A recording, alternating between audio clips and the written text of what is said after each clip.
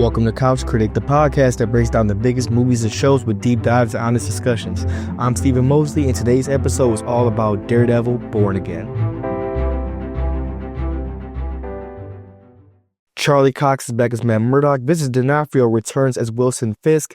And right from the start, this show makes some bold choices. There are major character moments, shocking reveals, and a shift in the world of Hell's Kitchen that changes everything. But does it live up to expectations? That's what this episode is diving into. Episodes 1 and 2 set the stage for the season, breaking down everything that happened, what it means for the story moving forward, and if this still feels like Daredevil as it was before.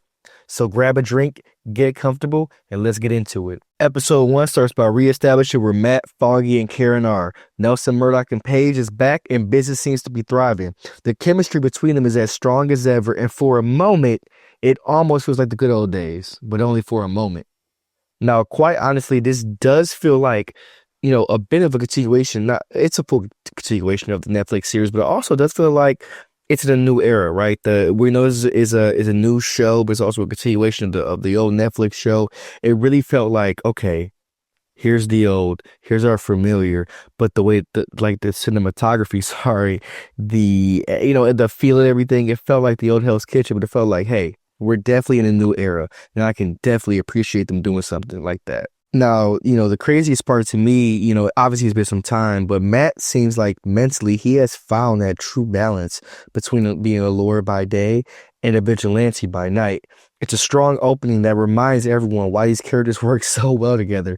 But in Hell's Kitchen, we all know that peace never lasts. So they decided to have a night out at Josie's bar. We all remember Josie's from the original show. If you do not remember it, hey, this is the bar that Matt and his friends like to hang out at a lot.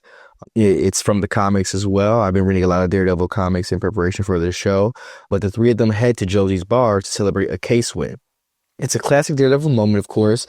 Matt, Foggy, and Karen unwinding, joking, and just being friends. It's great to see them just in this great spot, right? And there's also the introduction of Kirsten McDuffie, an ADA who might definitely play a bigger role later on. I love that they're bringing in, people from, the comic where I feel like when I watched the old Daredevil, they kind of just centered on a few characters, but Daredevil's world is a lot bigger than what the original Daredevil series made it seem like. Hopefully with a bigger budget and, Disney and Marvel behind them this time, it could be, a lot more into Daredevil's world. The biggest thing is what kind of role will Kirsten play in Matt's world right now? Obviously when we get to that later, they're partners, but, will they eventually become lovers? We all know Matt loves his women, but we definitely want to see how that goes. Now, it was obviously, very uneasy watching this scene, with all the things going on with the rumors of Foggy's death and everyone kind of alluding to it with the cast. If this scene kind of felt like a calm before the storm, now I look back on it, because right after that, everything changed in an instant, because here comes Bullseye. I definitely hope that they have an episode this season where we'll dive into what happened with Bullseye in all these years since then. When did he get out of jail? How did he get out of jail? Who sent him? Was it just a personal attack? Now, obviously, there's things we don't know yet, but this would be very interesting to find out, because it could just be that Bullseye just is that crazy. He's just that crazy. He has a personal grudge. He has a grudge, and that's fine by me. But I feel like there's a little bit more going on here. But let's get back into it. So he attacks, right? Then let me back up. I feel like I'm forgetting something. Foggy leaves out, and of course, Matt can hear what he's talking about. I guess they have a client that they're trying to protect, and Foggy's hiding at his apartment. But Dex finds Foggy's apartment, goes after the client, and he goes after Foggy. He sets his sight on Foggy. He puts the sight on him, and bam, shoots Foggy right into the heart. So now here comes Bullseye. He throws his flashbang, and I guess it's a smoke grenade flashbang. I don't know nothing about weapons, but he attacks. Of course, he's precise and methodical, and he's not just here to take out Matt. He's hurting everyone in the bar. Here's the thing about Dex. If you haven't watched the original Daredevil series and know from the comics, anything in his hands is a weapon. He could take a stick, he could take a pen and shoot it right into your jugular. He is very precise. That's why they call him Bullseye. He wants to make it hurt. The bar turns into chaos. In the middle of it, Foggy, like I said, he did take a bullet. This thing was expected, but even watching it, it was just, I almost got emotional watching it. I love the original Daredevil series. I love the OG show. Foggy was an amazing character. Fingers crossed for a fake out. We'll talk about that later. But seeing him get shot and Karen holding him and just knowing how much these three have been through together, and who knows what they've been through in the 7 years that we have not seen them since then. So it was just absolutely emotional. And then we get, the fight between Bullseye and Matt was just incredible cinematography, incredible choreography as well. It definitely dropped into his world of, okay, like we're definitely, we're not soft rebooting anything. We're hopping right back into this world. It just kind of did shock me because, I've never seen Matt out of control. We've never seen Matt out of control or get this emotional with a fight. The fight leads to a chase, and Matt pursues Bullseye all across the rooftop of Hell's Kitchen. Let me back up real quick. I feel like I'm going to have to do this a lot. I get so ahead of myself. Daredevil finally having acrobatics, the CGI to do acrobatics is amazing. I feel like that's the one thing Daredevil, the original show, is missing. Didn't have the budget for the CGI and all the acrobatics. But Daredevil's an acrobatic character. Does the CGI look a little shaky? Absolutely. Could it be better? Absolutely. But he's an acrobatic person. You read Daredevil comic, he's jumping across buildings, he's using grappling hooks, he's doing everything. So this is, for people that's complaining, I'm sorry. The only reason Netflix didn't do it is because they didn't have the budget. Now we have the budget, and we get a true to character Daredevil. So we get the rooftop fight, right? Matt versus Bullseye. It felt different from any past encounter we see Matt have, because he wasn't calculating. He was emotional, he was raw, and he was desperate. And I instantly thought, like, oh, did they just kill Bullseye? Because Matt beat him to a bloody pulp, and then once he heard Froggy's heartbeat stop, he threw Bullseye. He threw Dex off the roof. Like, this is the first 10 to 15 minutes of the show, and you're telling me this is how we get dropped back into this world? Foggy's dead. Karen's holding him. Dex is lying there, should be dead, but his eyes open back up for some reason. I don't know how he survived that fall. And Matt takes his Daredevil helmet off and throws it at the ground. And you know what they do? They give you an aftermath, and they say 1 year later. Like, that is absolutely insane to me that you just dropped me into this world. And it's not comparable because it was a much bigger universe event. But when the Avengers Endgame said 5 years later, like, that 1 year later was like, oh my God, wow. Like, you're really going to have to pick this up with me. But like, at that moment, you just felt the raw emotion of Matt's pain, and knowing that how long him and Foggy had been friends since college, and they were roommates and everything they had been through, and just having Foggy gone is just, it definitely is a hole in the show. But as the show progressed, I feel like this is going to turn, I don't know. I have two theories on this, and we're going to talk about that a little bit later, but I know I got to get through this entire episode and episode 2 as well. So, like I said, Foggy's death, it definitely leaves a hole in Matt's world. Karen doesn't know what to think. Matt's numb, and you get this overwhelming sense that things will never be the same. We're never going back to that beautiful era that we have. For better or for worse, we're never going back to that. And I honestly applaud Marvel for doing something so bold. A lot of people are going to say stupid and not brave. And they're not going to say brave. I'm going to say it was brave. And, depending on how the series ends up, it could be for the best. And we'll never know. My thing is, I don't think Matt's been this torn since his dad, Jack, was killed. And with Karen, and, we find out more later on, this does push Karen away from Matt. She tries to reach out to Matt, but Matt's like, no, not right now.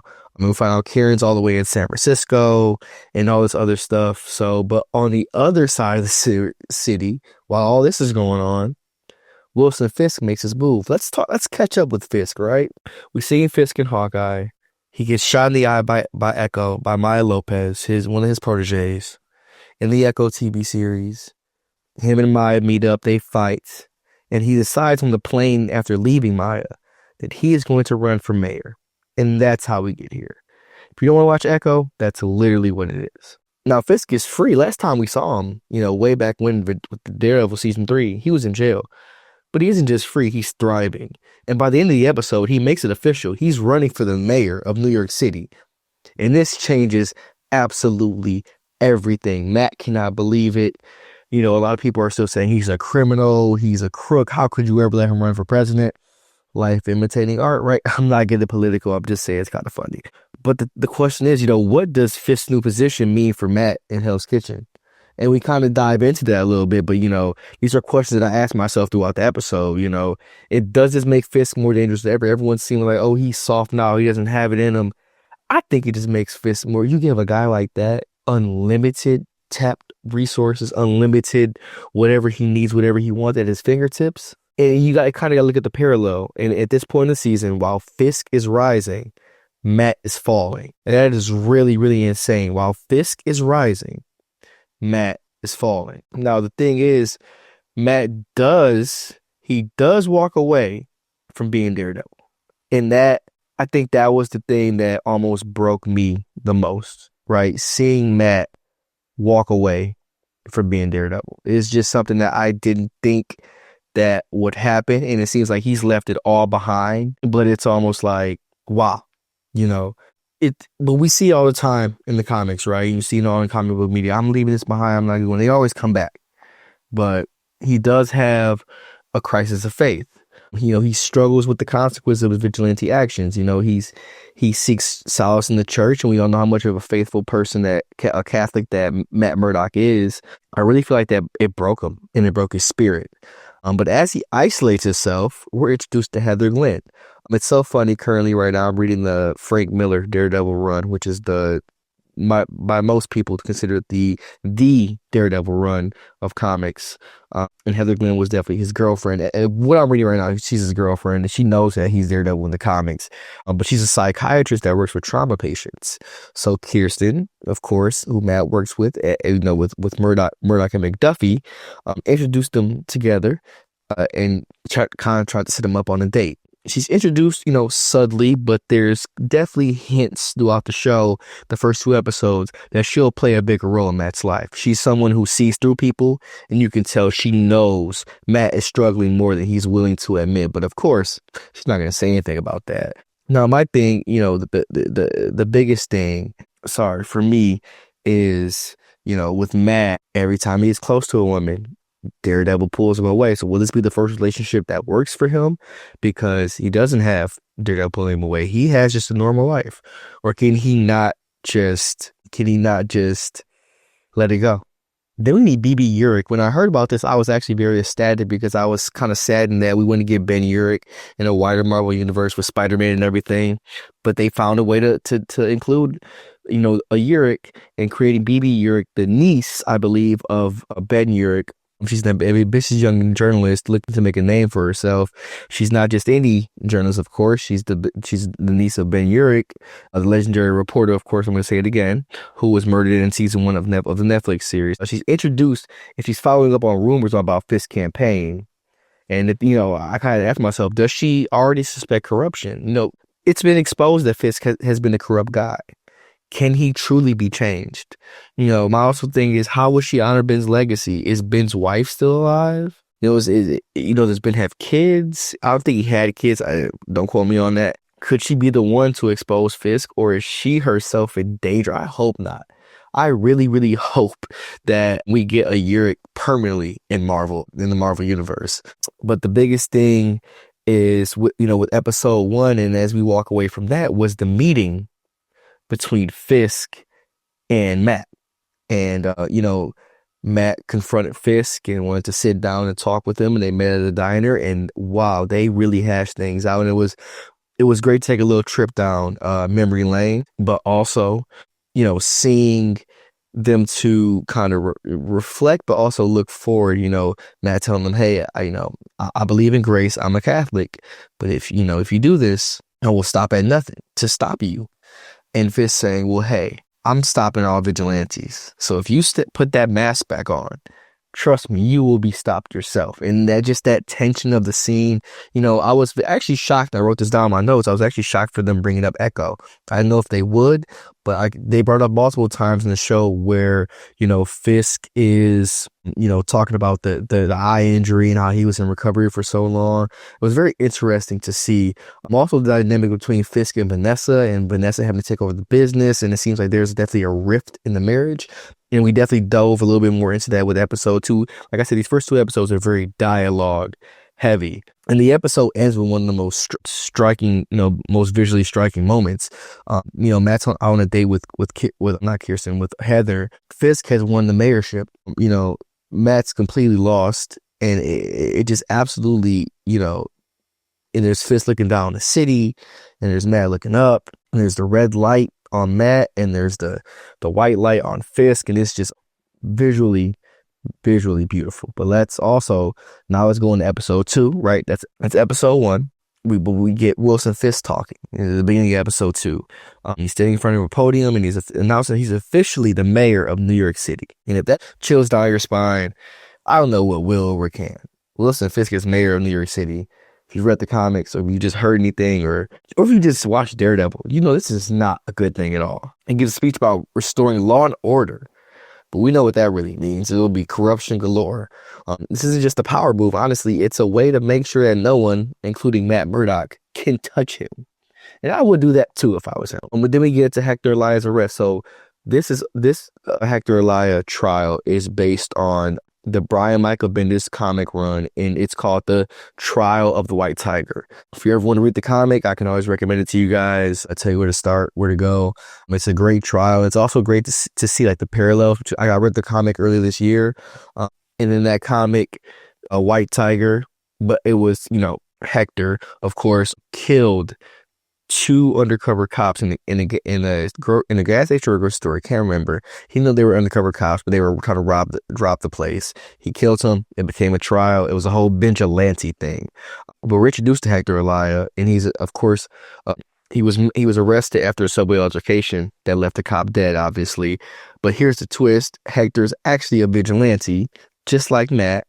He's the White Tiger, trying to stop crime, but now he's facing murder charges. And when he did, now remember this, when he did, stop the cop from, murdering somebody, he was not dressed as White Tiger. But the storyline mirrors Matt's own conflict.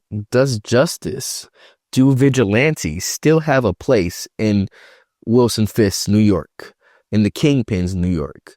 And, how could his case reflect how these heroes, or vigilantes as they're being called, reflect what's happening to the city?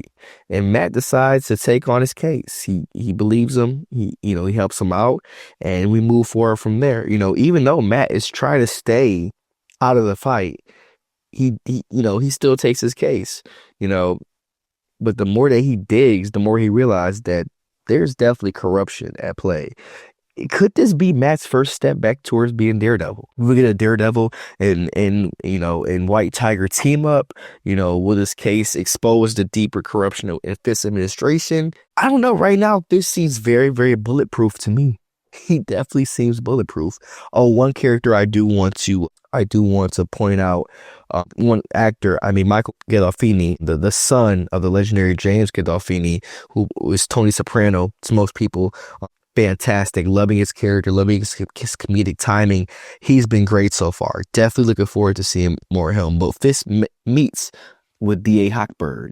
And Fisk isn't just sitting back. He's already moving pieces behind the scenes. We get this chilling scene, right, where he meets with District Attorney Benjamin Hochberg, making it clear that the justice system is about to work for him and not against him. But it also makes you think, how much power does Fisk really have now? Is Hochberg already under Fisk's thumb, or is he just testing the waters to see what he can get away with? But there's also a big thing of there's a Heather Glenn connection to Fisk. And this is where things really gets interesting, right? We find out that Heather Glenn, the woman who genuinely cares about Matt, is also, I'm not sure if it's a now thing or if it just happened, if it just happened, if it's a now thing or if it's already been happening, is Fisk and Vanessa's new or previous marriage therapist. That can't be a coincidence, right? Is she being manipulated? Does Fisk know that this is Matt Murdock's girlfriend? Does she have her own agenda? And of course, the big question is, how will Matt react when he finds out? And she kind of knows how Matt feels about him. She doesn't know why, but she knows how Matt feels about him. So that'd be very interesting to tell. But things also progressed with BB Urick, in BB Urick's investigation. BB Urick isn't just poking around anymore. She's getting close. She's digging into the rumors about Fisk administration. She uses Gandolfini's character, I think his name is Daniel Blake, to even get into Fisk's office and ask him questions and ask him about his marriage and things of that nature. That was just very, like, wow, like you really are a Urick. And it was very great to see. But the biggest thing is that in this episode, Matt discovered the police corruption, right? He gets a call. No, he overhears, the cop saying, hey, we're going to go take out the witness of the crime that happened with Hector. And the cops go take him out.